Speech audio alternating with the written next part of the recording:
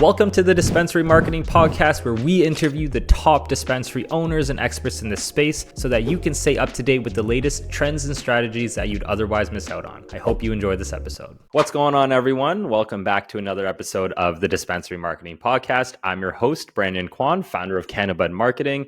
And today I'm joined here by a very special guest. Normally, before these full podcast episodes, we have a little pre-call that lasts about 15 minutes. If we push it, maybe about 30 minutes. But between Mike and I, this podcast pre-call kind of lasted from 15 minutes to 30 minutes to 45 minutes to about an hour, which could have been a podcast episode in of itself. So I'm really excited to bring on a guest who I think is going to provide tons of value towards whoever's listening. Welcome to the podcast, Mike Hayes, president of Miracle Greens. Thank you. Thanks for having me, Brandon. I'm excited to do this. So I appreciate it. Awesome. So let's get started with a quick, intro to give the audience some context. Tell us a little bit about yourself. Sure. Well, my name is Mike Hayes, and I'm out of Oregon for your listeners and viewers. I started my career in the military. I spent almost 10 years in the Marine Corps, joined when I was 17 years old. At the same time, I attended college per my mom's request, because she actually had to sign the papers for me to join the Marine Corps. So the agreement was that I had to go to college at the same time. And I'm so glad I did. I studied finance and minored in economics and went on to get my MBA later. So that's my educational background. But the military was really my focus since I was a little boy. I would say by the time I reached the, it's important to note, and this carries on in my cannabis career, is I started out as an enlisted man, private, and then worked my way up to as an officer, as a captain in the Marine Corps. And the reason why I say all that is because once I got up to that rank, I realized I had to make a transition. Either this is going to be lifetime decision, which as a single man, and it's fairly exhausting, but as a married individual and trying to have a family in that environment, it's pretty taxing. So I made the decision to get out. I got out, my memory serves me right, 6 months before 9/11. So I almost went back in, and I'm glad I didn't. Most everybody I knew ended up getting out shortly after jumping back in for all various reasons. My world was minefields, and so that's what I did. I dealt with explosives, and so wasn't really a lot for me to do except disarm bombs and so forth. So not the most rewarding job if you fail. So I left, and I went on. I went on to work for Cypress Semiconductor and got a job working for an incredible CEO who really valued junior leaders coming out of the military. And I learned a lot from him. As a leader, he showed me that running $1 billion company, you didn't have to drive $1 million car. In fact, he drove a Honda Accord every day. And, I learned it wasn't about the dollar. It was about the market share, which goes into the cannabis arena as well. And then went on to work for Turner Construction. But where that led me was it led me to understand that I wanted to do something on my own. So I moved back home out of the Bay Area and into Bend, Oregon, and smaller town lifestyle where I could settle down, plant some roots, and do something on my own. So then I got into the restaurant and bar industry, and I did that for 18 years and didn't know anything about drinking or how to make anything but a vodka tonic at the time, which goes into how I got into the cannabis industry. So that's how I got to that foundation of where everything started with cannabis. What's your process to making these, I would say, seemingly hard decisions at the time? Because you clearly transitioned from different industries to different walks of life to being with different peers and stuff like that. Like, what is typically, do you start with like a catalyst and it's like a little itch and then you're like, I have to do this thing? Or are you the type of guy that has a spreadsheet, lists out the pros and cons? What does that kind of decision-making process look like for you? I think it comes down to, do you feel you've hit your potential, right? Do you feel like you've gotten everything out of this that you feel like is success to you? People ask me why did I get out of the military after 10 years? I mean, 10 more years and you would have full retirement. And my response is, it was really boring. I could go out and train and train and train, but if you're not in an active environment, God forbid, I had to go to war. That's not the, if somebody says they're going into the military because they want to go to war, they're not going into that. I would be a little concerned by that. I got into the military to be something bigger, be patriotic to my country, and feel like I was going to be giving something back to my country. My taking a step back, my dad was an immigrant from Germany as a young man. And one of the things that my grandmother had said to him was, now that you're a U.S. citizen, and he became a U.S. citizen as a teenager, you have to always give back to your country. And you have to prove to your country that you're worthy of being here. And so I was kind of raised with that mentality. You do whatever it is, and you prove to the citizens around you that being in this house, being a member of society, is contributing to it. You're a benefit. So that was, I always had that ingrained to me. And even my grandfather on my mom's side was at MIT, and during World War II asked to go in the Marine Corps, and they said he was too smart to go in the Marine Corps. And so he went in the Navy. And again, to your listeners, my grandfather started an engineering firm that was in the top 100 engineering firms in the world. And he did so because he loved what he did, and he loved people, but he loved just being a nerd. And yet, if you walked into his den, the most, what struck you most wasn't like, I got my master's at MIT and I wrote this book on nuclear engineering. It was, I was a naval officer, and I got to help my country during some really difficult times. And so that was the exposure I had. So getting back to your question, why, what's the process for me jumping from A to B? It's me saying to myself, am I just what we call in the military marking time? I'm just walking in place, or am I actually doing something active that is developing myself? And that's why I jumped into the semiconductor industry, because I knew it matched. It was a good transition from the military. And then going into Turner Construction, that was me just trying to understand if what my grandfather did was something that was going to interest me. And it wasn't. It didn't give that same satisfaction to me. And I was in San Francisco. I love San Francisco to visit, but it wasn't a place to raise a family. So I said, I need to do something for myself. It wasn't about the money. It was just about knowing all the efforts I was going to put into play. We're going to be what I received back. So, yeah. So you're no longer in the semiconductor industry. You're in the cannabis industry, hence why you're on the show. So tell us a little bit about, how that, all got started. This is a pretty interesting story. Yeah. So here I was, this bar owner, working 24/7. And I had this, I live in a pretty rural area, as you can see behind me. And I had a neighbor his house is pretty close to mine. And 2008 struck, and the economy went to crap. So I was behind the bar. I was in the kitchen. I was doing everything I could to keep the business going. And I had a neighbor who never worked, and he had this garden out back, and I knew it was cannabis. But he would have irrigation pipes that would break and flood my field. He had the greenhouse during a windstorm would just lose its plastic and fly all around, get caught up in the fences, and it was a mess.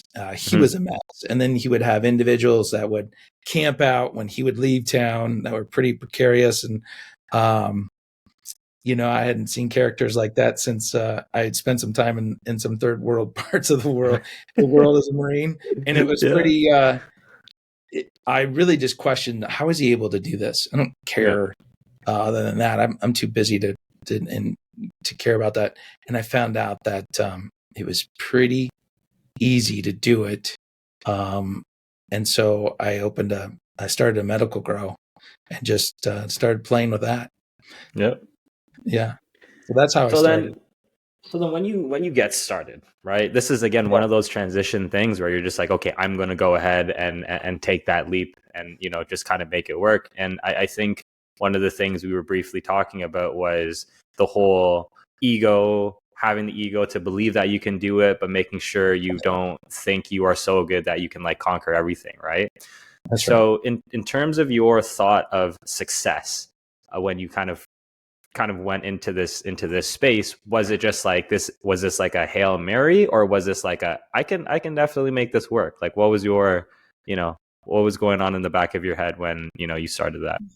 One, I knew that never jump into something without having some foundation that keeps your life going, right? So I Right. had a bar, I had a successful restaurant, and I had income that was coming in. So Mhm. if what I was thinking about, Plan B, failed, I already had Right. what was going on in my life. So Right. I would say to anybody, if you're thinking about doing something, whatever it is, and it's a good idea, just do it. Just wear two hats for a while.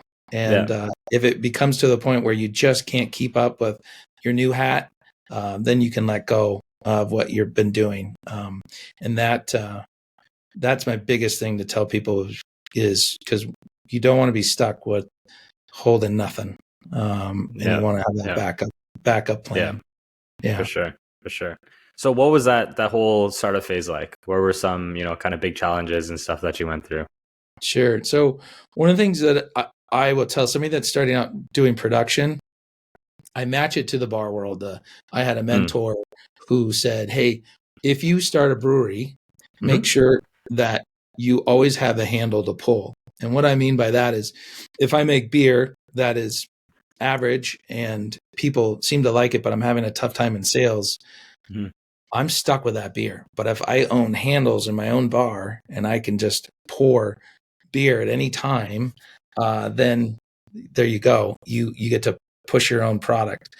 So in the cannabis world, I said, well, if I'm going to start a medical grow, I've got to have a medical dispensary to Mhm.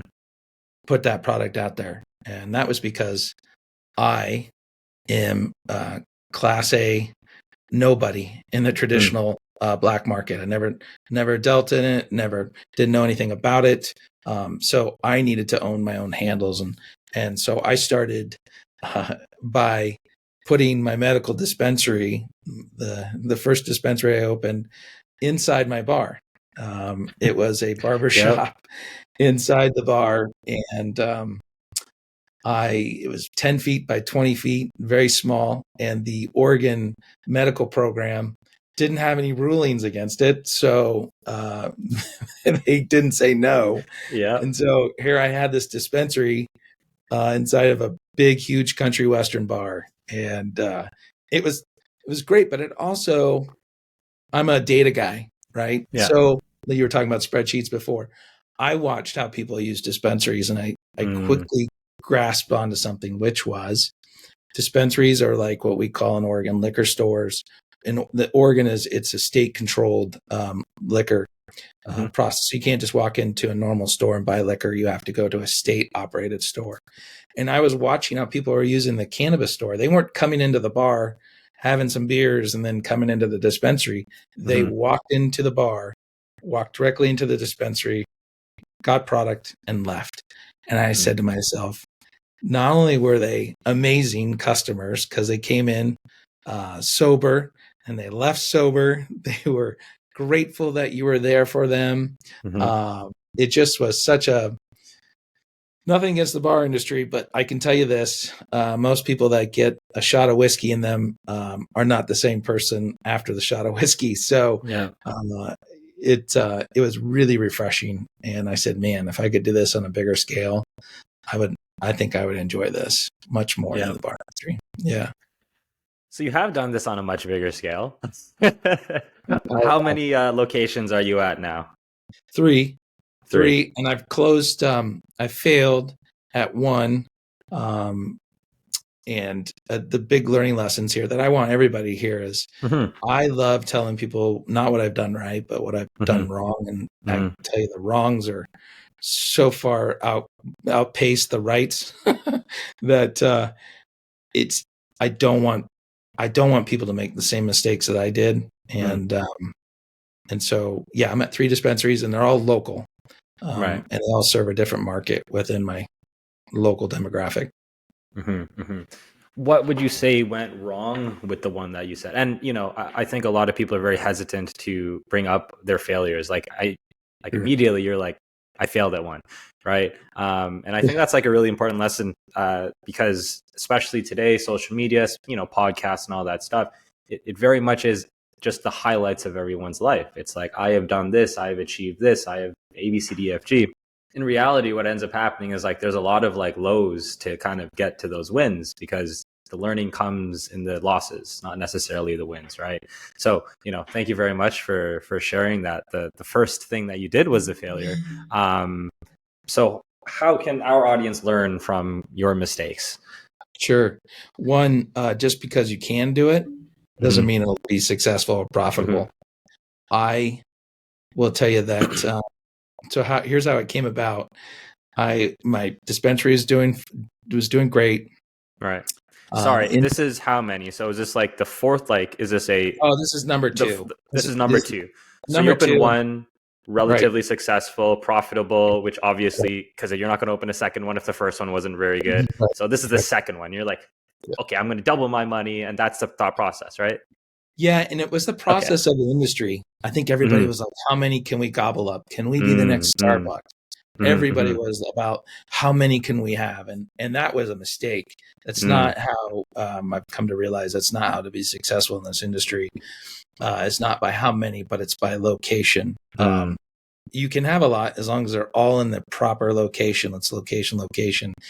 And so jumping back, I was reading, I don't even know. I have a wonderful wife, and she says, I never read the paper of another city. And for some reason, I don't know how it came up, but it came up on my feed that federal agents had raided a dispensary in Corvallis, Oregon.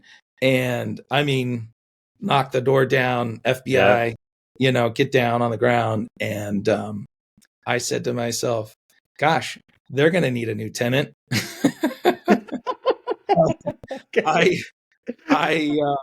I tried looking up who the owner was, through public records. Couldn't find anything. So I said, okay, who owns the building? And it was kind of a weird thing. And I finally found a name who owned the building. I was able to track through court records, and this all took place in like 3 or 4 hours. I was able to find court records in New Mexico where this company was doing something, and their number, there was a phone number attached to it. So I called it, and it was an elderly woman who answered, and I asked for the gentleman's name, and he came to the phone. And I even Google Earthed, where I was calling, and it was like it was a beautiful estate. And the gentleman said, how did you get my number? And then I told him what I was. He goes, I don't own that building. I go, sir, you own that building on record. And he goes, oh, maybe I do. He had so many buildings in his portfolio, he had no idea. So I was calling somebody of some significance, and I had to tell him, like, hey, I was a Marine Corps officer. This is who I am, and I don't know if you know, but a few hours ago, your building just got raided with FBI agents. That's insane. He said, they call it having a master lease. So he leases the entire building to somebody else. And so I got a hold of that gentleman. And because I talked to the actual owner, they gave me the lease. The downside was, it was pretty crazy. And then I put everything together, and I don't know, I did all the architectural drawings and all that within 24 hours and signed the deal. But my mistake was, why didn't I ask OLCC? Why didn't I go through the process of saying, does OLCC want to lease this to me, want to give me a license to operate there. And because I didn't ask that, I sat on that lease for over 2 years. I paid Cannabis. Yeah, it was devastating. It's fun to talk about how I was able to be very creative and finding out and getting my foot in the door like that. Very proactive as well. Super proactive, but I wasn't smart enough to actually ask the people that actually hold the real key to the lease, which was the Oregon Liquor Cannabis Commission. And they didn't know what to do, because this was the first time they've ever gotten, something that they are operating gets raided by the FBI. They were running a credit card. They were taking stolen credit cards and buying cannabis with it. And then they had homes within the area that they were shipping across state lines. So it wasn't just the cannabis dispensary. These were individuals that, and I used to, the funny issue was I finally said to, I can't remember who it was, but somebody pretty high up in the oil, the commission, I said, why are we waiting? Well, I understand due process, but these individuals are wearing ankle bracelets and they're going to federal, like they're going to prison. And they said, well, we just have to let it go through its process. And I just thought, man. And then I think at some period, the commission finally said, even if they don't meet the character standards, right? It's not a right; it's a privilege the state gives you to be able to sell cannabis. And so, I finally was able to get into that space, but I didn't open until 2020. And then I found out quickly that just because you're in a college town, for those people who don't understand, it's an Oregon State University. It's a beautiful college town, but I assumed most kids that were over 21 and grad students, and being a pretty liberal part of most college towns are, that cannabis would be very successful. It wasn't. It was probably the worst thing you could do, because again, I didn't ask the right questions. Do college kids have money? No. Absolutely not. I know I didn't. So yeah. And so I thought, gosh, you're so dumb. And I thought, what were you doing as, when I got up in my junior and senior year, I was in the Marine Corps, and I was counting my dollars to go ensure I had enough money to go get pancakes on Sunday at my favorite diner. I wasn't just going out and buying beer and whatever back in the day. And so, yeah, that was a horrible mistake, and just closed it down about a year, I think just over a year ago. Yeah. Yeah. Well, it's all quick stuff. I think a lot of people, they do kind of hold on to their decisions a little bit longer than maybe they should have, right? In the scheme of, I guess, business, or even in life, like a year, a couple of years is like, but if you hold on 5 years, 10 years, siphoning money from one of your profitable locations and then putting it to this one, it's a little bit tricky, right? So, lessons learned, right? Location. It's 3 words, but it's never been said more often, I think, in the retail world for sure. Yeah. Yeah. And our newest, we ended up transitioning that license in Oregon. They put a stop to issuing new licenses. And so I was able to transfer that license to a location that also was very much a learning and point. I'm going to, if you don't mind, I'll get into that one. No, please go ahead. Please. The lessons learned, like I said. So at the same time I was doing Corvallis, I said, gosh, there's a little tiny town just outside of Bend called Tumalo. And it would service greater cities that will not do cannabis. And so these people are having to drive a long distance. And I said, and because of the circle, you had to have 1,000 radius circle that keeps other dispensaries away from you. And it was kind of a one and done. Sorry, what do you mean by 1,000 radius circle to keep dispensaries away from you? Yeah, so the state, and it actually isn't the state, it's the city and or the county will say, hey, we don't want another dispensary within a certain amount of feet from your location. Yeah, so in Oregon, a lot of them adopted this 1,000-foot rule. And so you Right. draw a circle on the map and by property line. So if you owned Right. 100 acres, it goes by the edge of that property 1,000 Mm. feet. And that's Right. from Right. schools. That's from different programs that youth are a part Yep. of, unless there's a major like freeway dividing you. Right. So Right. I knew this town had only 2 locations that could have a dispensary that were, and nobody else could be around you once somebody got in there. And so I bought a piece of land from a friend, and it was a food court. And I don't know if you listeners, it's basically food courts that we have are the trucks that show up, people drive up and they order food, and pretty simple business model. And I bought this food court that it was it wasn't doing well, and it didn't really have the space to do well. And so I thought, oh, I'll just build a little tiny building and put a dispensary there. Right? Simple. Yeah, easy. Yeah. Sure. Well, I learned the power of the pen with politicians. And what happened was I bought this land. I put in the county at that time said, yes, we will allow retail shops based on these guidelines. And I said, great. I went into the county like 2 weeks after they had passed it, and I thought, gosh, I'm gonna be at the end of the line. It's gonna be horrible. And I was dealing with Corvallis at the same time. And the lady at the counter was like, we don't even know how to process this. I was the first one because so many people knew the rocks and the stones that were just going to be thrown their way. And so I said, okay. And so I submitted my application, and I opened a door to some real ignorance in our county commissioners. And it was pretty bad. It was even harder for them because they were trying to point a finger at a person that didn't meet the stereotype that everybody assumed was a cannabis retailer, right? I should have, my skin color should be different.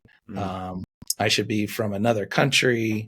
I shouldn't have the same values and so forth. Definitely not military, Yeah. Well, and stuff. So when I show up at the county meetings and I'm wearing, a button-up shirt, my cowboy hat, and everything, I'm very presentable, and I come from their side of the fence, if you will, and I speak their language, and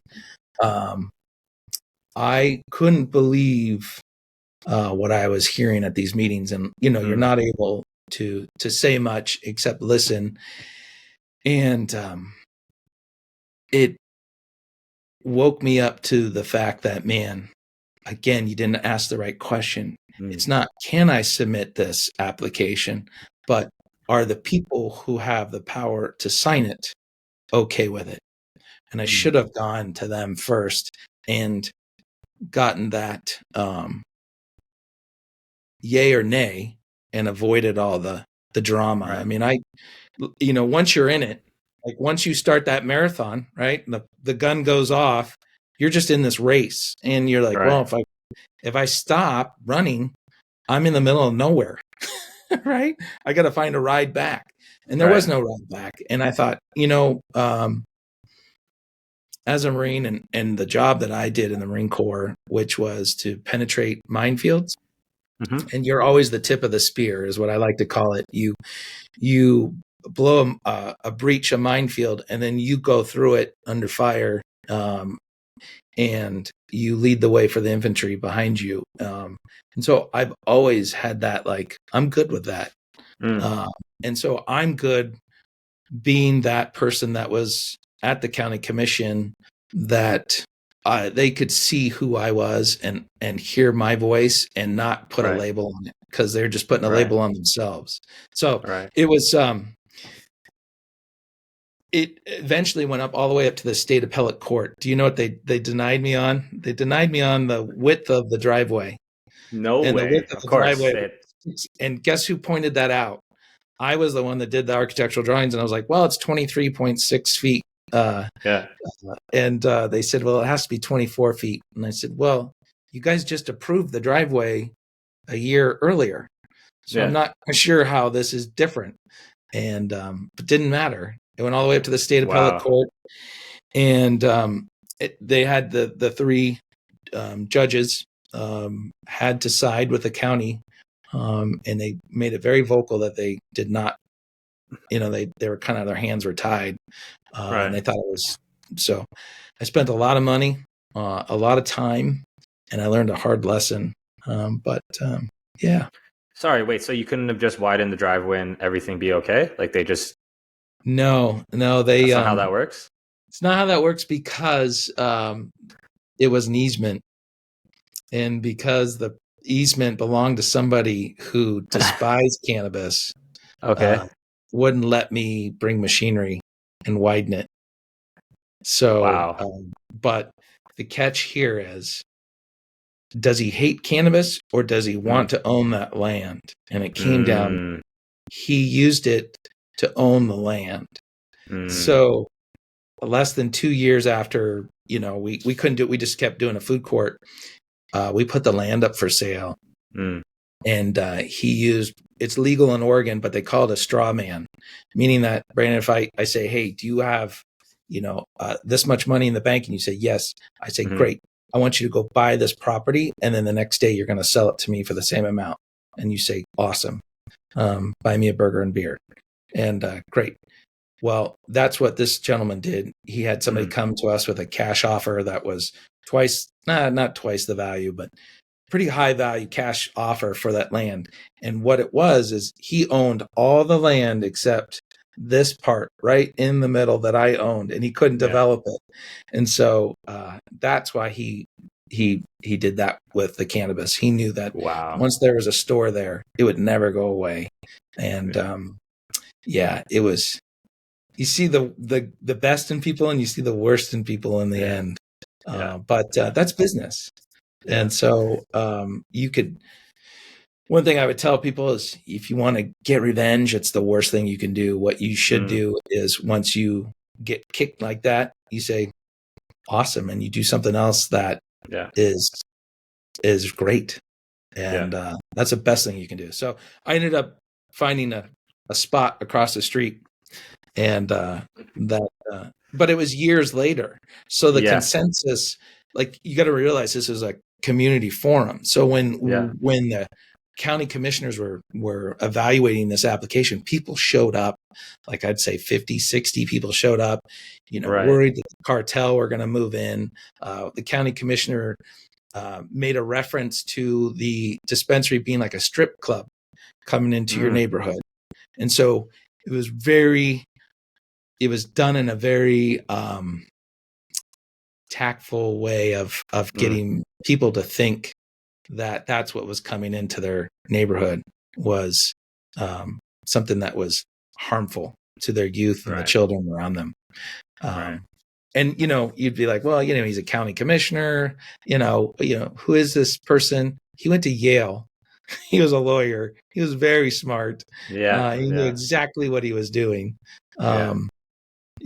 So he didn't end up building a shop, a cannabis shop or anything like that, though. No, the county commissioner, no, he ended up losing his job, because my revenge was, you're hurting small business entrepreneurs like myself, which is not what the Republican Party is all about, right? We don't want big government. We don't want government telling us what to do and all that. And I said, sir, unfortunately for you, your constituents are also my friends. And he said, well, we're in a Republican county. And I said, it doesn't matter. I will do whatever it takes to put somebody in office that understands. And so I, with a lot of effort and just my voice, I got a Democrat put into his chair the next go around. And that's what I learned from that whole experience. If you want change, if you really want change, you got to understand who you're dealing with. And if that's not the right person, then they shouldn't be in that chair, or don't do it, because you're just going to be banging your head against the wall. Right. Yeah. This, I think, to kind of summarize in maybe a few a few words that I possibly can, that the whole experience and kind of like I would say the character traits that you have, whether that was built when you were younger, built throughout your career, whatever it is. But like, we spoke about that, extreme ownership book, the Jocko Willink book, right? And I Mm-hmm. just see that plastered all over this entire thing, because at no point in time were you like, oh, this is unfair, I'm not going to do this. Like, you kept on pushing, and it seems, you have that accountability, that absolute accountability, that regardless whether or not it was my fault or this is unfair, at the end of the day, you're the one that has to deal with the situation, and it's what's the next step moving forward, right? That's right. So I think that's a really, exactly, own it. And I think that's a really important lesson, not just, even in this cannabis space, but just entrepreneurs overall, or just in people's personal lives, where they think, this isn't going my way, this isn't it. But like, it may not be going your way, but at the end of the day, you're the one that needs to take a step in your own shoes, and no one's going to take that step for you, right? So I just thought that was awesome. And then a second thing that I think is a big learning lesson that you mentioned 2 times already, but I don't think you emphasize it heavily, was asking the right questions, right? Because for you, it's like, if you knew what questions to ask at the point in time, you might have been able to save yourself some hassle if you knew kind of the information, at that time. So then my question to you is like, do you think asking the right questions comes after learning the lesson? Or do you think there's ways to know the right questions to answer before you have to go through that issue in the first place? Well, one, surround yourself by people that are smarter than you, and be able to listen. You're going to make mistakes. And even though I was surrounded by people that had a lot of smarts, some of the questions we didn't even know what to ask. And that's part of being tip of the spears. You don't know what you're penetrating until you're already in it. And that's, again, why I go back and tell people, like, hey, I'm not saying these things because I like to hear myself talk. I'm saying these things because I don't want you to go down that road, because this is a really, really tough industry to make a buck, and it's rough. So yeah, I wish I was as good a listener as my grandfather was. That was one of his best traits people used to always tell me about him as a businessman, I mean, it's hard. It's sometimes hard to hear the truth. But again, going back to that extreme ownership, own it. And when it happens, don't wallow in it. Take action. Right. And sometimes action is no action, right? Be strategic, but be tactful at the same time.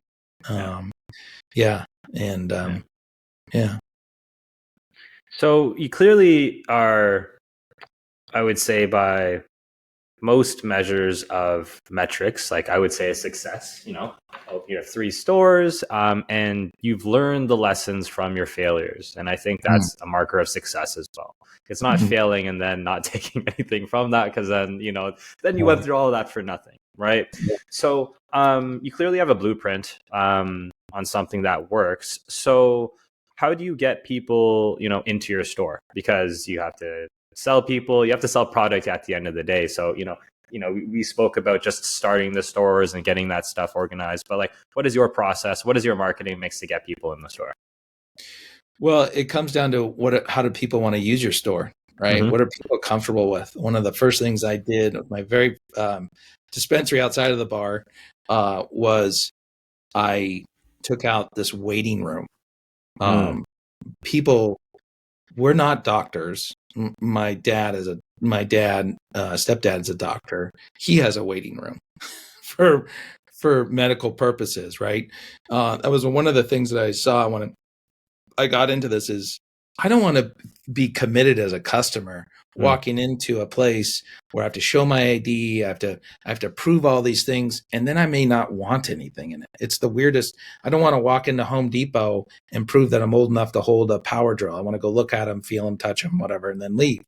And so I did that with my first dispensary. As I said, how do people use coffee shops, right? What do they do when they walk into the bar? they walk in, they look at a menu, and they get a pleasant greeting. And, you know, if they like what they see, which was, most likely that they're going to like what they see, they'll buy something. But if they don't, I don't want them to feel like they're trapped. So that was the first thing, is always making people feel like they're walking into something that is familiar. Right. So if it's a coffee shop, if it's a liquor store, it's familiar to them.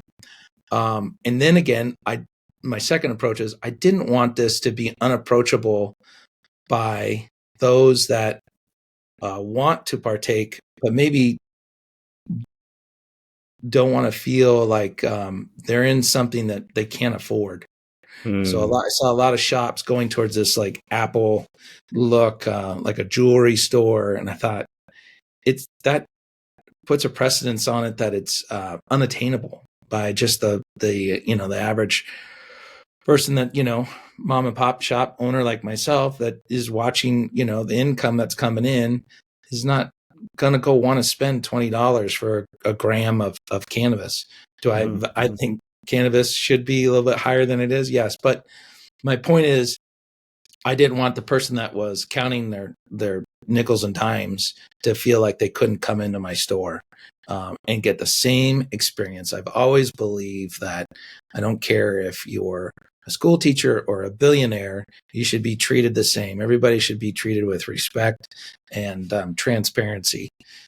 So those are the two big key factors that I designed my stores to be like. The other is I designed the store around the employee. Right? I don't build a bar where I have whiskey at one side of the building and then I have scotch at another side and then I have wine at another side. The bartender would be all over the place and nobody would get served. So I created the dispensaries to match that bar, like steps, right? You have a certain amount of steps. You're at the counter and the customer says, hey, I'm interested in this flower. So instead of disengaging by turning all the way around and showing your back to the person, you can still engage with them by grabbing something, staying connected, showing them quickly, and then getting back to it. You want to be able to have a constructive transaction that is quick and yet doesn't feel like they're being pushed out the door. Right. So, right. Yeah, it has to come from two different sides. But before we continue, if you're enjoying this episode and are looking for some marketing help for your own dispensary, you can check us out at cannabudmarketing.com or visit us in the links in the description below. Now, on to the rest of the episode. So is that same kind of, it seems like everything is built around a relative efficiency of sorts, right? Yeah. Showcasing products, being able to engage with the customer a little bit better. Would you say that is the main focus that also plays into the loyalty of your customers? Like, is that the main reason why customers keep on coming back for you, that customer service? That customer service and price, right? We're going to have something that you can afford. Or we're going to have some things that are obtainable. Doesn't mean we're racing to the bottom. Yeah. But my model, I don't know if it's correct yet, but my theory is that reason why Costco is successful is because when people walk into Costco, they're getting the best deal, whether they're walking in on Sunday morning or they're walking in on Tuesday afternoon. You don't have to walk into the Costco and say, well, today paper towels are 20% off. I always thought that was so weird in the cannabis, and I still think it's weird in the cannabis industry that we do that, because what if you work on Tuesdays and yet you love edibles and it's a 20% edible day? It doesn't, you're not doing your customers, the broad range of customers any good by pushing them out of discounts. So I always said, well, what are you as a retailer saying? You're comfortable with giving 20% off on edibles? Why can't you just do that all the time? Right. Why can't you just have that price point all the time? And in Oregon, we don't have sales tax. So people are really confused when you walk into a store and you say it's $20 for this edible. And then when they go to the register, it's, $24.96 or something. It really confused them. So I always, what is it with tax? And you're very transparent. This is what I put a certain markup and that's what I'm good with. Yeah. But yet we do the discounts to this day, we do the Miracle Mondays. You get 20% off. And for some reason, people like to know that on this particular day, they're going to get something off. Discount. Yeah. Well, it's comparison, and I think it's overall buyer behavior, right? Because people in general, you notice change, you don't really notice like the baseline of something. So even, with, for example, like let's take a very simple example, brake lights behind cars.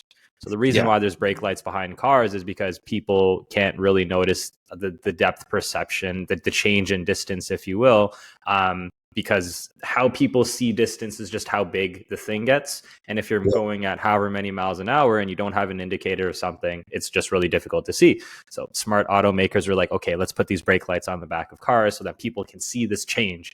There's no light, boom, there is light, and then you can see it, right? Yeah. So in general, for buyer behavior, even if you have flatline all more affordable pricing at all times, right?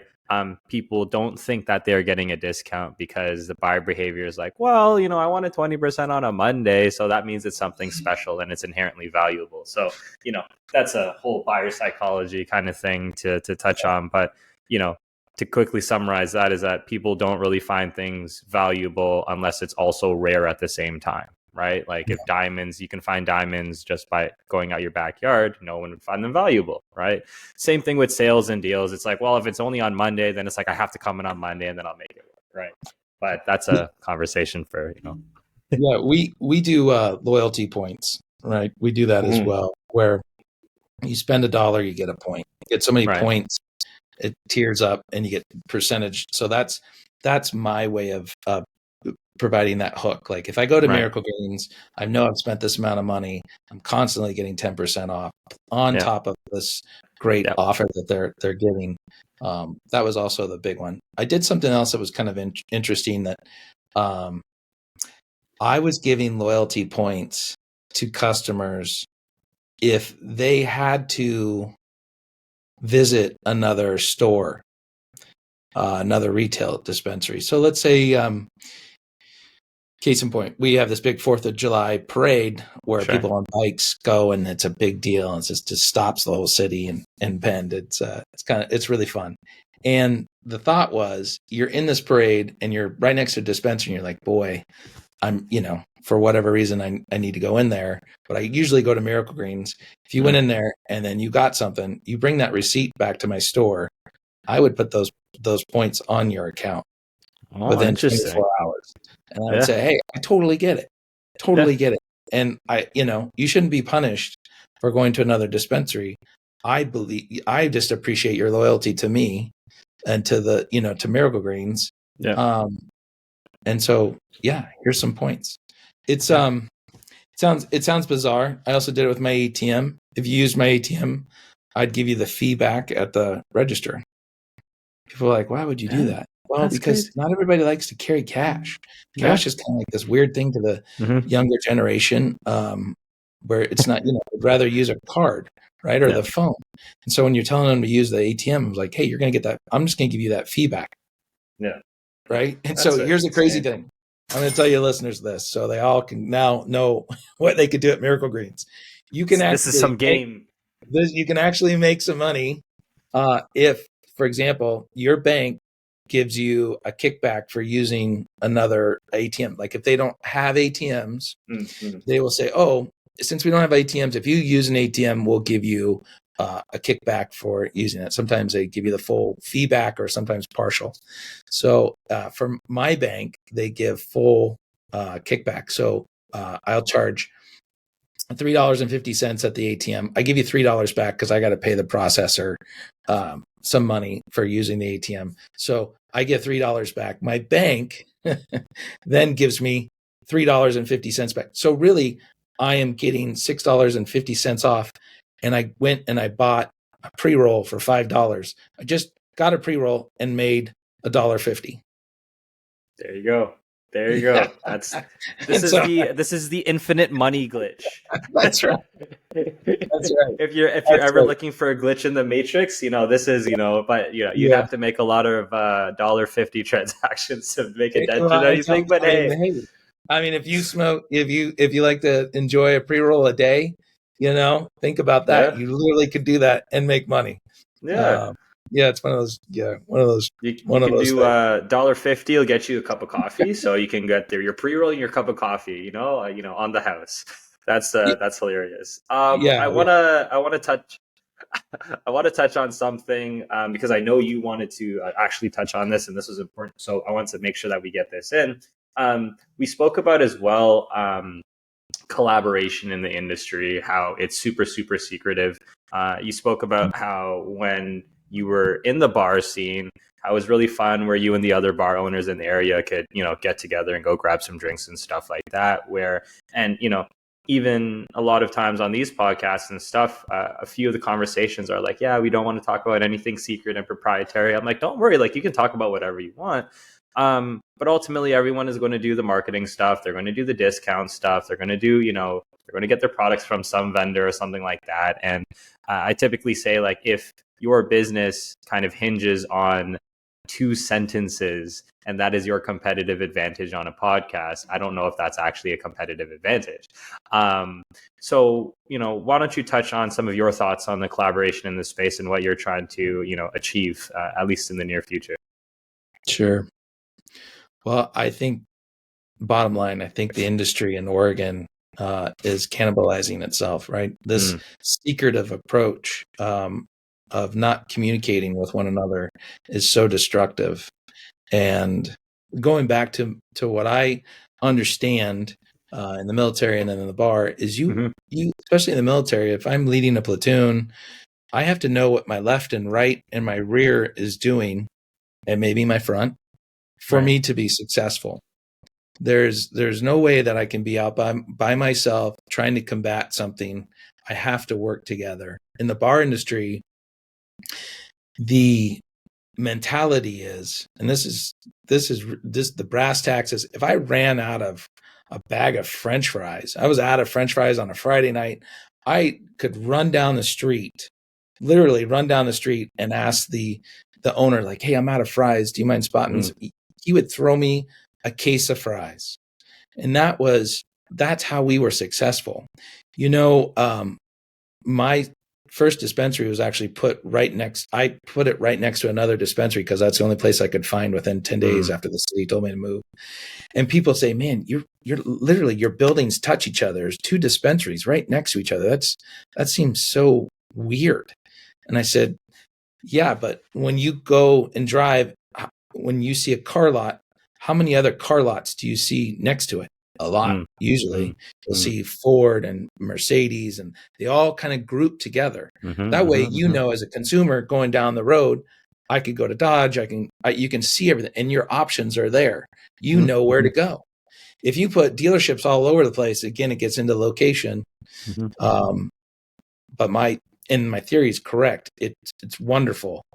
And it's wonderful for my competition, whether they admit it or not, is if their system goes down, whatever that is, credit card system or just point of sale, their customers literally walk out 10 feet, come into my store. I'm selling the same thing at the same price. And it makes them think, hey, no matter what, I have an option. I'm always going to come to this area because these dispensaries are confined to, we run into problems. And so now there's a solution. So, but that's not the mentality. The mentality is, and unfortunately, I bet you this goes back to, think of the bar days today are very much open, but what about right after speakeasy times, right? Mm. Was everybody really willing to talk about what they were doing? I don't Yeah. know.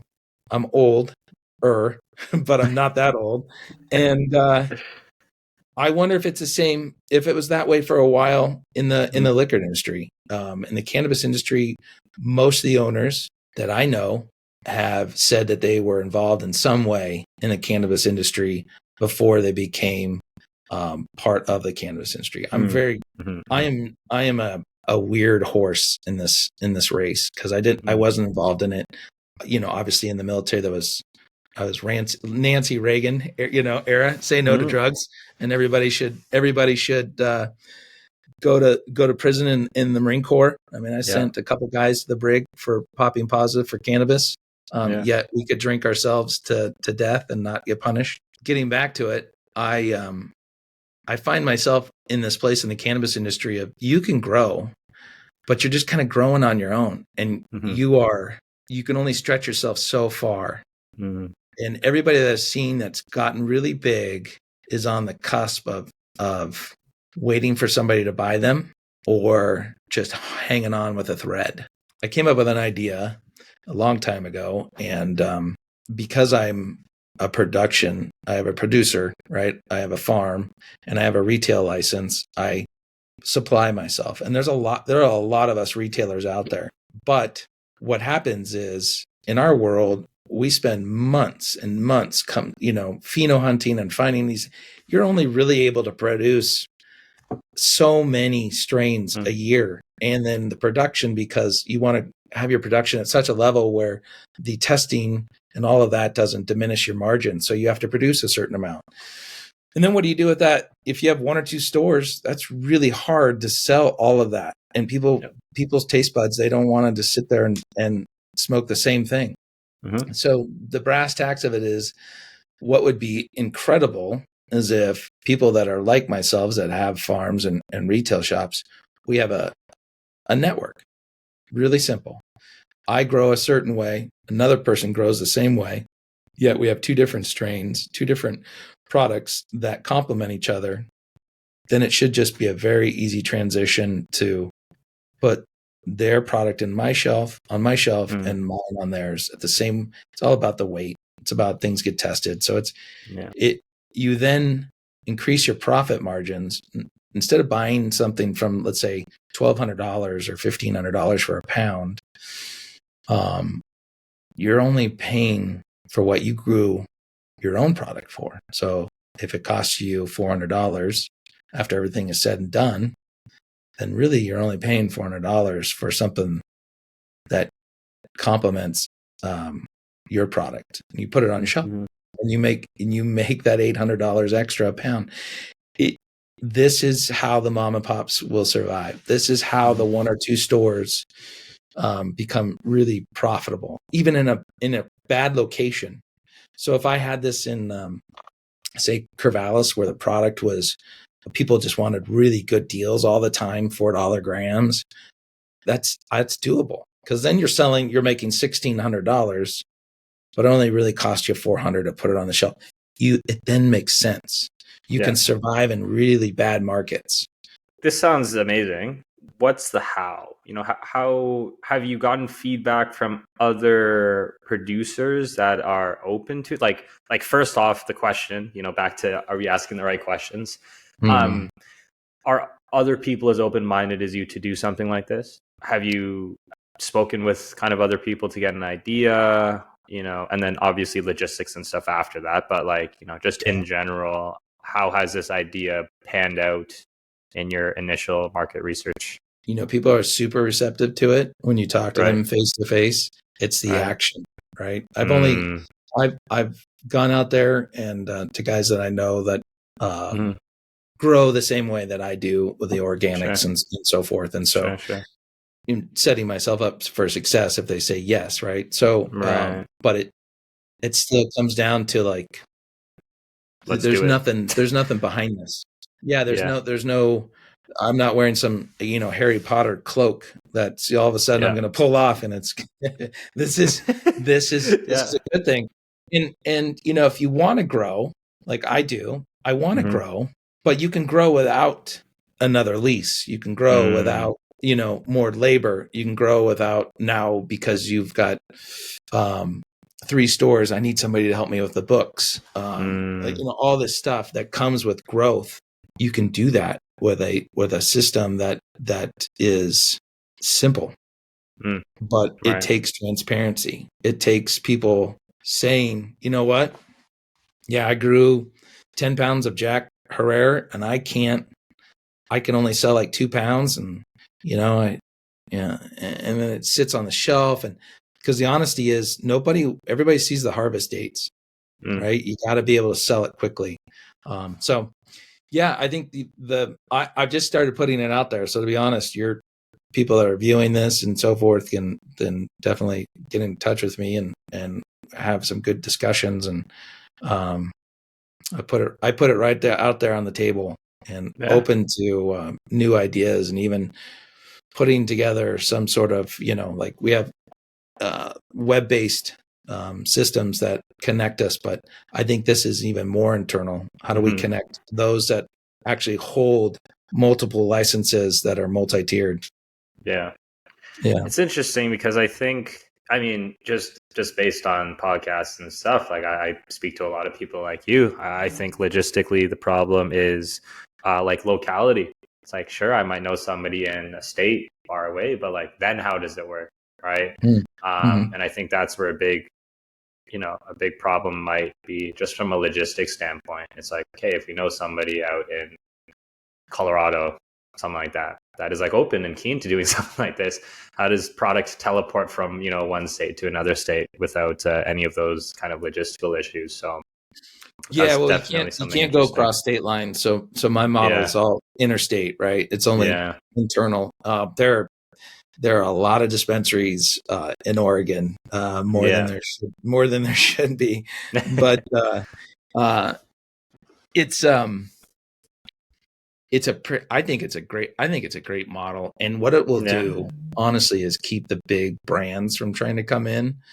I had somebody try to buy out the company, and that what they were doing was just buying dispensaries and creating their own market share. And the deal ended up falling apart because they couldn't meet the financial commitment. And thank God, because they're in a bankrupt state. And I had no intention to selling to them. Unfortunately, I had a business partner at the time that's how he was successful. You create something, you create a brand, you turn around and you sell it. And that's not where I am even today. But it taught me a lot about what was really happening. And that kind of started saying like, hey, whoa, there's going to be some really good growers and people that really are passionate about what they're doing get pushed out. So how can we create a model that is legal and supports one another? Because once there's a support system, then, have you ever seen Children of the Corn? This is terrible. I don't know why I just thought of this, but you see these, no, I haven't. You see these adults go into the town, and it's nothing but kids, and you're like, well, they're 10-year-olds, like, but they're murderers. They're like these menaces, and you think they're 10-year-olds, right? Let's start tossing some bodies here. I don't care, So, and I have two boys, so I think about when they were 10, like, that's easy. But if there's 50, that's easy. The thing is, we have to be the children of the corn, our mom and pop shops, and say, hey, we might be small, we might not have the finances that the financial backing that you have, but don't mess with us, because together we are able to do great things. And I really like to you're see the children of the corn. That's a terrible. My wife hates my. She thinks they're the worst thing. But I blame that on too many military meals. But it really comes down to people ask me, how long are you going to do this? And I get my response to that is I'm going to do it. It's not like when you mentioned it before, like why did you get out of the military? Like, why did you switch out of semiconductor? Because I felt like I was marking time.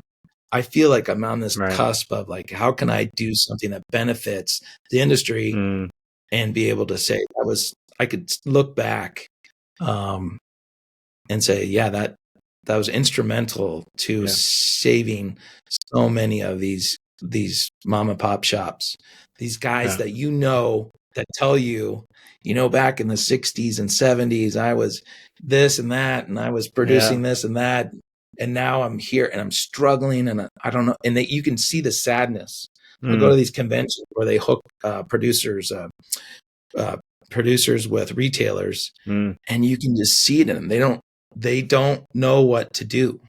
They just don't understand how these other people can price things that they're doing, and they're leveraging vendors, and they're not paying their vendors. So, anyways, right. that's my cause. Overall, a rising tide lifts all ships. That's right. Yeah, that's right. Right. So, where do you see, aside from the collaboration and stuff that you were talking about, where do you see kind of the future of the cannabis industry in the next couple of years? What's your, Nostradamus prediction, crystal ball, Mike's crystal ball? What does it say? Well, one, I think testing is going to change in the state of Oregon. I believe the commission is catching up. It's taken years for them to kind of understand what's most important, because they were just handed something that was so massive. So they're starting to grasp things that are going to be game changing. We need to get the testing under a standard process. Right now, it's still that good old boy club. So I think testing will change. I think you're going to see a reduction in retail licenses. You're going to see a lot of these smaller shops that are just, this isn't worth it. I'm working 24/7 and making $40,000 at the end of the year. It's not worth it. You're going to see them go out of business. You're going to see edibles, and I call them easy to use products, gain interest. So edibles and vape cartridges and that continue to outpace flower. People would argue that one, but I feel though smoking still has a stigma in the state of Oregon. Right? And see somebody smoking, they don't allow it in bars and public places, and so you can partake in cannabis even though you're not supposed to in public places in a very discreet way, and not be frowned upon by those around you. Right. So that's pretty much my crystal. And then hopefully banking opens up. If not, that's a big one. Yeah, that's but I mean, that's a big one. I tell people in business, my relationships with the people that are involved with my vendors stem almost 20 years. So I believe in loyalty to those that are loyal to me, and part of what it comes from the Japanese terminology uchi, right? Like the house, right? And so I take care of the house, and you scratch my back, I'll scratch your back, and and that came in the bar industry. A lot, kind of a funny point. When I started in the bar industry, I didn't know anything about it. These beer distribution guys would come in, and I think the first few months I was like, hey, don't want you in my office. Like, it's, we have to build a relationship. And I was very off-putting. And I said, over time, once we get to a certain level, you understand that where I'm coming from and where you sit. And what I mean by that is when I got married in 2014, both of those individuals were at my wedding.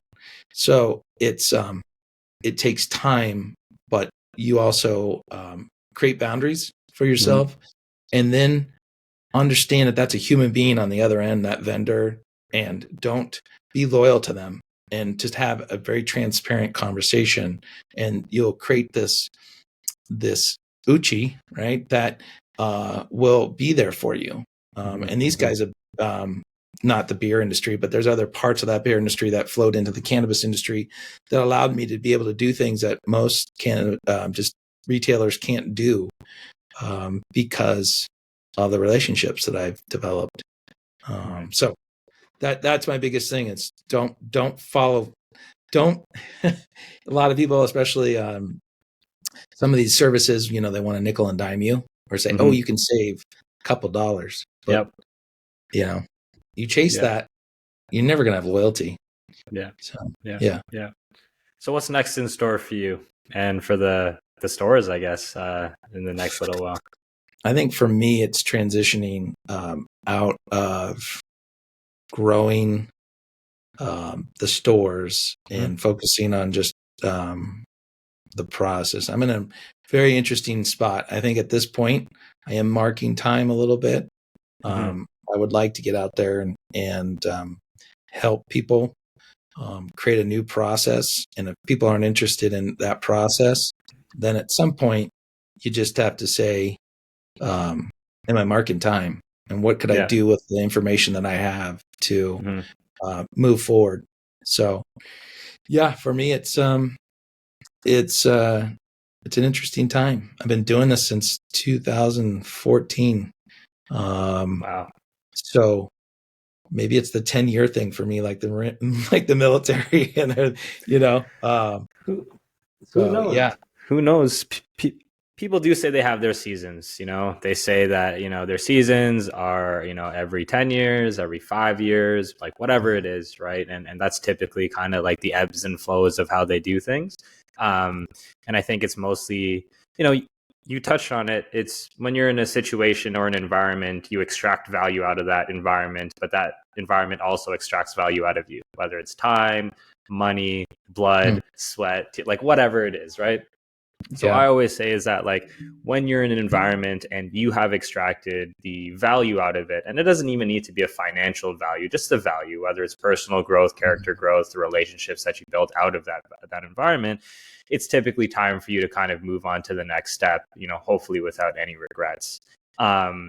So on that, the last question I always like to ask, and I think this might fit into kind of what you're looking to do, your impact, on this space, is that what would you say to a dispensary owner that's looking to take it to the next level? And the next level is whatever you deem the next level to be. Well, I think the first question is why, right? Why are you doing it? And have you asked the questions that Mike Hayes never asked? And and I think, is it your ego because you want to own more stores, and are you okay failing? Right. And I think that why, when you really ask the why am I doing this? Because back in the day, it used to be because you could. I think it'll open a lot of doors to what could happen. And you have to, I say, if you're ready to expand and if you're ready to grow, do it knowing, have like the utmost confidence that you're going to be successful, because cut that in two and that's really what it'll be. And, when we moved to Tumalo, then we transfer that license, people are like, oh, you're going to do so good. And you know what my response is? Yeah, because nobody else can be there. Like it's a no brainer. It's, and that's how you should feel inside. If you can't have if you have a wishy-washy in the cannabis industry, man, you better look hard, because you're locked into a lease. You're locked into like all these issues that come with owning a location that, just, is it worth it? Is it worth it? So yeah, because we don't make a lot of money there. I mean, that's the truth. We really do this because we're passionate about whatever it is, the plant or, leading, whatever it is. We don't get into this industry because it makes a ton of money. In fact, I have friends who are very successful in other industries, and we will talk about what we do, and they'll just look at me like, if you could go do other things and make a lot more money. And I say, yeah, but I'm not creating something. Does that make sense? Right. No, look, ultimately it's fulfillment. Yeah. Fulfillment's a massive driver. You hear stories about, hey, I'm making however many hundreds of thousands of dollars, and day to day, they just kind of feel dead on the inside, right? And I think it's because you mentioned it. It's the conviction. Yeah. How much conviction do you have in the things that you're doing, and how intentional you are in your day to day actions? Because you can be that person that just kind of, again, talking, closer to my generation, where it's like, yeah, I'm taking a break, and they just scroll on, on their phone, on Instagram, and that's kind of what they do, but it's not very intentional. They're just kind of walking around and their brain's on autopilot, right? But it sounds like you're doing very high impact, high fulfillment, high intentional work. And I think a lot of people, despite how much money they're making, would trade all of it to feel like how you feel in your day to day, because you know that you're doing the thing that you want to do. So that's just my insight looking in. Not saying I'm some super wise guy, but those are just some of the observations that I have just based on this conversation so far. So yeah, I would also add you have to be physically fit and health is wealth. mentally fit for it. When you're dealing with I'm in my 50s, and when you are dealing with a younger generation that doesn't have that same passion and drive, and you've got to get up on a Sunday because somebody's not able to show up for work for whatever reason, you have to have the physical and mental fortitude to be like, okay, this is me. And a lot of people, it'll drive them absolutely insane, and it's super taxing. So you gotta love it. You gotta just be engrossed in it. And also, are you able to be detached from it? Right? Are you able to see something and then say, why are we doing that? And how can we do it better? And I think a lot of times we get caught up in not being able to be detached and see that. So I'm getting back to what I was saying earlier. It's a lot of that is people not being able to be detached and see what I'm trying to bring to the table for us to be more successful. Because I ultimately would probably stay in this game forever if the shop just turned that income and I could go do something else, because the process is there. The margins are just always being challenged, which is weird.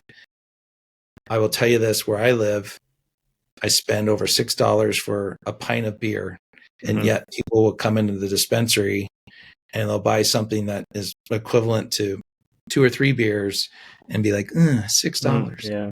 So the value of cannabis is just been slapped down, and it really hurts the heart, but is what it is.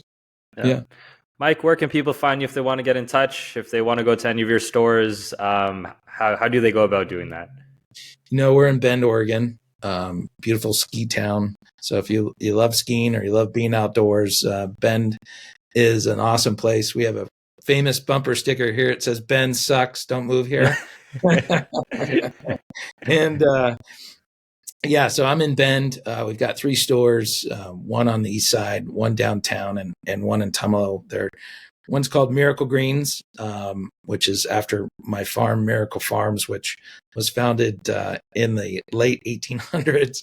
So our farm's been around for a long time, the name at least. And then the other one is the Flower Room. The other 2 stores are called the Flower Room, and it's you can find them on Google and so forth. And you can always reach out to me at miraclefarmsbend@gmail.com. I'm more than happy to help anybody out and address the questions that I'm sure everybody has, whether it's accounting or ATM or whatever it is, the process of everything. So I'm available. Awesome.